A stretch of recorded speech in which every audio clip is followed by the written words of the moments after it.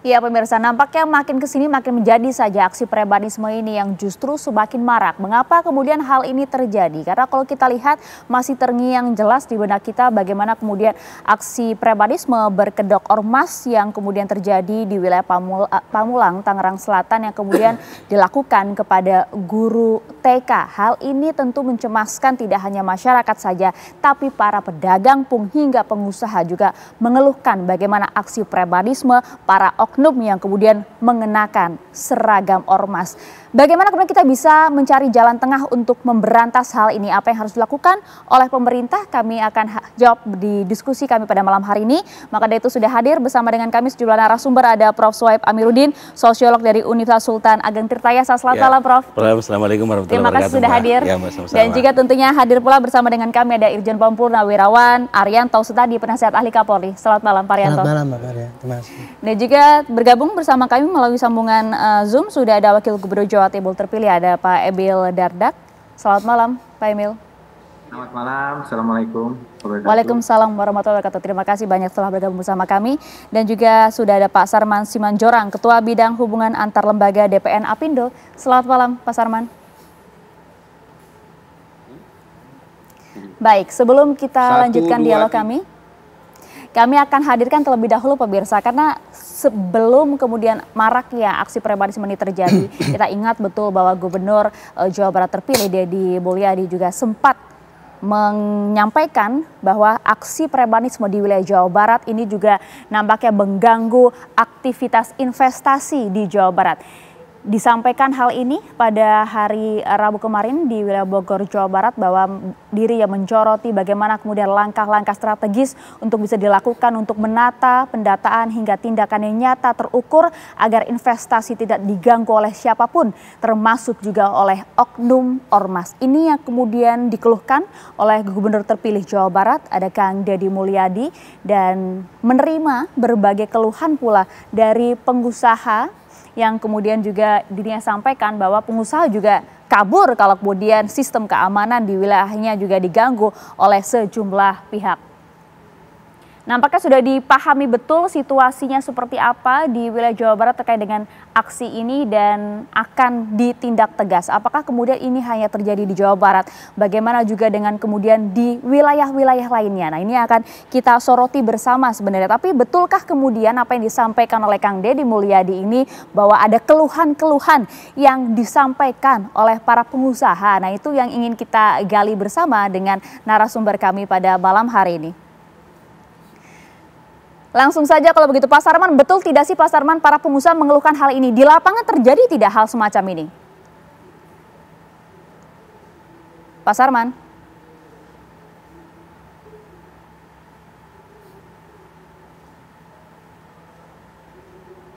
Oh, baik, kami akan coba perbaiki komunikasi kami bersama dengan Pak Sarman. Tapi kita coba lihat, kalau tadi di Jawa Barat disampaikan oleh Gubernur terpilih Deddy Mulyadi. Kalau di Jawa Timur, hal serupa juga menjadi sorotan tidak? Terjadi tidak, Kang Emil di sana?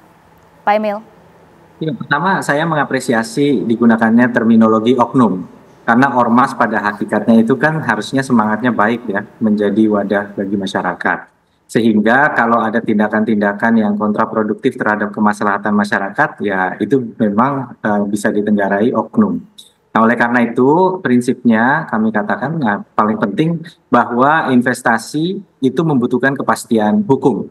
Begitu. Jadi dalam konteks ini maka kalau misalnya kemudian penegakan hukum itu justru berada di tangan istilahnya pihak-pihak yang tidak berwenang, diantaranya juga oknum-oknum tadi, artinya tidak ada kepastian hukum, kira-kira begitu. Nah, oleh karena itu kita perlu sekali untuk kemudian memastikan. Jadi sekarang begini deh, masyarakat apalagi dengan hashtag apalah itu ya, beraja dulu dan lain-lain, ini kan artinya mereka berharap perekonomian kita lebih maju, perekonomian kita lebih menciptakan banyak lapangan kerja. Nah, maka janganlah kemudian hal-hal yang kontraproduktif dengan penciptaan lapangan kerja itu kita biarkan. Pemerintah tidak boleh lepas tangan. Saya terbuka misalnya di Jawa Timur saat ini. Apakah terjadi hal-hal demikian? Tentunya ini semua langsung kita tangani secara kolektif bersama dengan Forkopimda. Ya, ada dari terutamanya dari kepolisian. untuk menjaga Kamtibmas, keamanan ketertiban masyarakat. Nah, cuma nih saya pengen kasih catatan satu.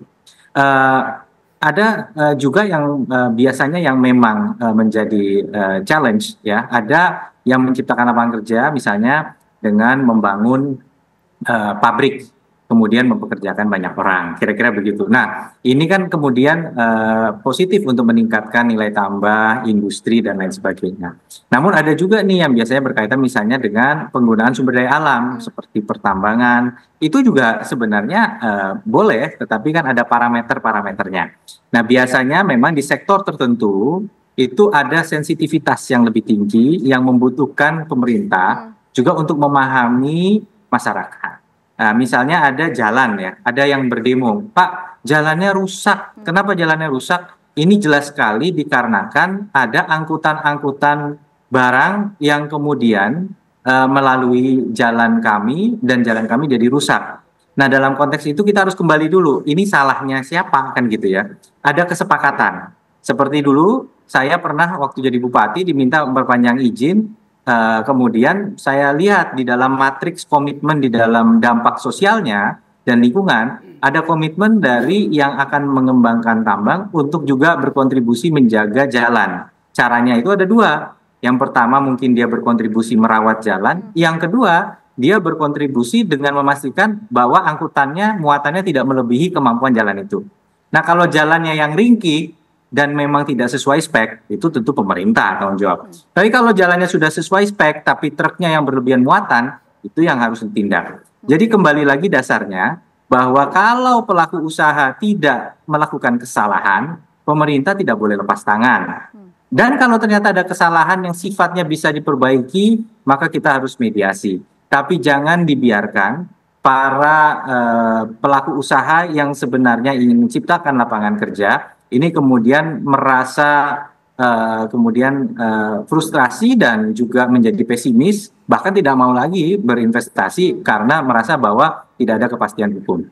Oke, kalau kemudian dipastikan terlebih dahulu kepastian hukumnya di sana. Tapi kalau kita lihat sebenarnya implementasi di lapangannya begitu ya, Pak Emil. Kalau kita lihat kan banyak juga oknum-oknum yang kemudian memanfaatkan begitu ya, suatu ormas, bahkan mengenakan juga atribut-atribut ormas sebagai benteng mereka untuk kemudian ibaratnya menakut-nakuti, bahkan melakukan pemalakan terhadap sejumlah pedagang, pengusaha maupun juga masyarakat. Hal ini yang juga menjadi sorotan tentunya. Jangan sampai kan kemudian rasa keamanan masyarakat juga terganggu, Pak Emil.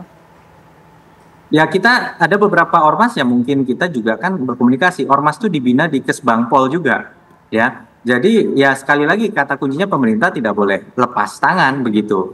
Nah, oleh karena itu kami juga pernah mengalami mungkin waktu itu ada konflik misalnya satu pabrik, kemudian dia bahan bakunya itu bahan sisa hasil produksinya itu sebenarnya semacam limbahnya itu masih bisa diolah. Nah, ini ada keinginan nih dari mungkin masyarakat setempat atau apa ingin mendapatkan hak olahannya itu sebagai bagian dari ekonomi yang berkontribusi ke sekitar.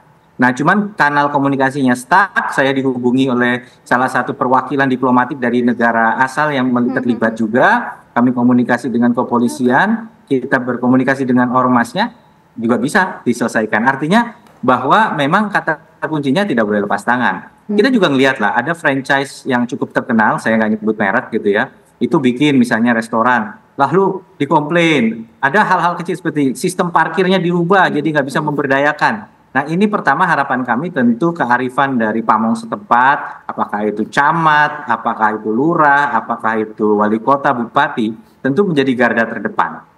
Tapi kita pantau terus, karena apa? Karena dampaknya itu bisa kemana-mana kalau misalnya itu didiamkan, gitu. Jadi tidak pernah kemudian satu peristiwa itu boleh dibiarkan berlarut-larut.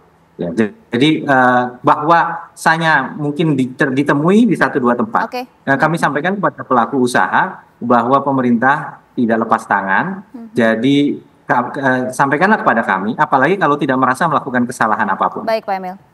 Oke, kuncinya komunikasi dan juga pembinaan. Tapi kita coba tarik dulu ke belakang. Sebenarnya apa yang membuat mereka, para oknum yang kemudian mengenakan seragam ormas ini nampak gagah begitu ya, berani melakukan apapun, nampak tidak takut apa saja. Sebenarnya tujuan awal dibentuknya ormas ini apa sih Pak Prof. Suhaib kalau Anda melihat? Ya, baik, sebenarnya kalau kita bicara ormas kan organisasi kemasyarakatan ya, yang memiliki tujuan sebagai wadah di mana orang-orang berkumpul di dalamnya secara sadar, secara sukarela, tanpa mau dibayar, berkumpul kemudian jadilah sebuah organisasi dengan tujuan yang sama tentunya. Nah, kalau kita bicara ormas, sebenarnya ada 3 poin di dalam yang paling penting ya. Pertama, sebenarnya ormas itu salah satu wadah untuk aspirasi masyarakat. Ya, seperti tadi sampaikan oleh Pak Dardak, bahwa sebenarnya kalau kita bicara ormas juga bisa jembatan aspirasi ya di sana. Nah, yang kedua, juga bisa terlibat dalam keamanan di wilayah. Ya, ormas itu bisa dilibatkan dalam hal kegiatan-kegiatan keagamaan misalnya, ormas bisa turun tangan untuk ikut mengamankan situasi. Lalu yang ketiga, sebenarnya ormas juga itu bisa dijadikan salah satu mitra untuk keamanan negara kesatuan Republik Indonesia. Jadi kalau kita bicara 3 poin ini, tidak ada sebenarnya celah ormas itu akan beringas atau misalnya akan membuat keonaran sebenarnya. Tapi implementasi di lapangan kalau kita lihat kan 1-2 contohnya banyak gitu. Ya, saya setuju dengan Pak Dardak tadi bahwa ada namanya oknum. Nah, oknum inilah sebenarnya, karena dalam sebuah ormas itu kan ada simbol. Simbol itu ada pakaian, ada atribut-atribut yang melekat dalam identitasnya. Nah, itu kadang ada oknum yang tertentu barangkali menganggap bahwa kalau saya menggunakan baju ini, mungkin saya ditakutin. Nah, karena tadi kan ada Pak Dardak sudah menyampaikan kepada ormas-ormas tertentu yang dianggap ditakuti oleh masyarakat kalau dia turun tangan. Nah, inilah simbol-simbol inilah biasanya digunakan oleh oknum tertentu. Nah, oknum tertentu ini biasanya cuma orientasi kepentingan sesaat, kepentingan pribadi, dan kepentingan kelompok-kelompok tertentu. Tapi mengapa itu bisa terjadi ya? Mereka nampak percaya diri untuk ditakuti dan menjadi bisa melakukan apa saja gitu, Prof? Ya, sebenarnya salah satu poin yang muncul di sana karena dia merasa punya identitas yang kuat gitu ya, identitas karena merasa bahwa kalau saya menggunakan identitas ini pasti saya dianggap bisa melakukan apa saja, barangkali begitu. Nah, bisa juga karena faktor karena di wilayah itu ada penguasa-penguasa lokal. Ya, kita tidak bisa nafikan itu juga ya Mbak ya. Ya, ada penguasa-penguasa lokal di kawasan-kawasan tertentu.